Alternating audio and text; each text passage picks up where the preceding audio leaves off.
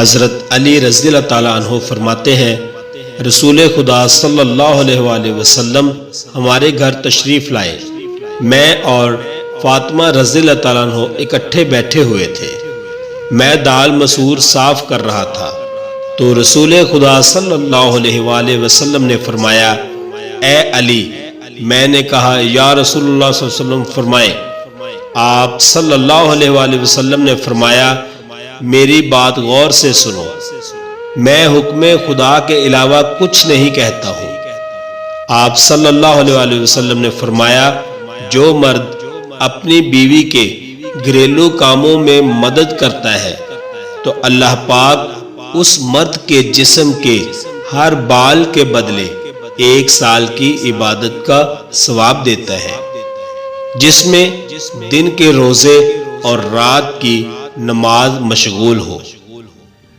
اللہ تعالیٰ نے سب سے پہلے دنیا میں جو رشتہ بنایا وہ میاں بیوی کا تھا، اور پھر سارے رشتے بعد میں بنائے، اور پھر یہ رشتہ تو ہے ہی ایسا کہ کتنی بھی دھوپ چھاؤں آئے اس رشتے میں ایک دوسرے کے بغیر گزارا بھی نہیں۔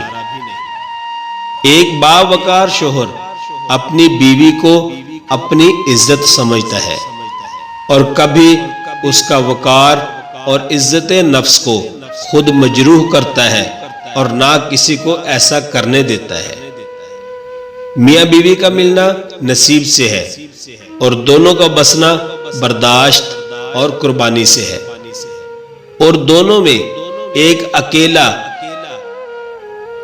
جتنی بڑی قربانی دے لے اور جتنا مرضی برداشت کر لے گھر نہیں چل سکتا۔ گھر اس وقت تک چلتا ہے جب دونوں اپنے اپنے حصے کا برداشت کریں اور اپنی اپنی خواہشات کی قربانی دیں۔ بیوی سے بڑھ کر کوئی دوست نہیں۔ تجربہ یہ کہتا ہے کہ مصیبت اور پریشانی میں سب الگ ہو جاتے ہیں، سب چھوڑ جاتے ہیں، مگر بیوی ہر حال میں مرد کا ساتھ دیتی ہے۔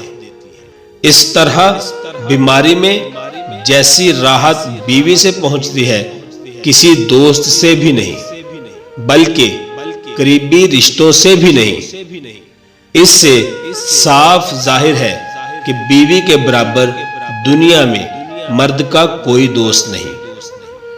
جذباتی ہونا، جلد غصہ کرنا، چھوٹی چھوٹی باتوں کو دل پہ لینا اور جلد رو دینا ایک صاف دل انسان کی نشانی ہوتی ہے۔ اس کی وجہ جذبات میں شدت کا ہونا ہے۔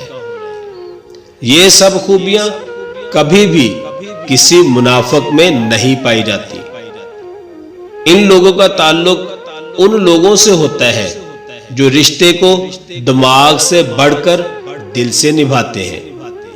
ایسے لوگ دوسروں کے لیے کسی نعمت سے کم نہیں ہوتے۔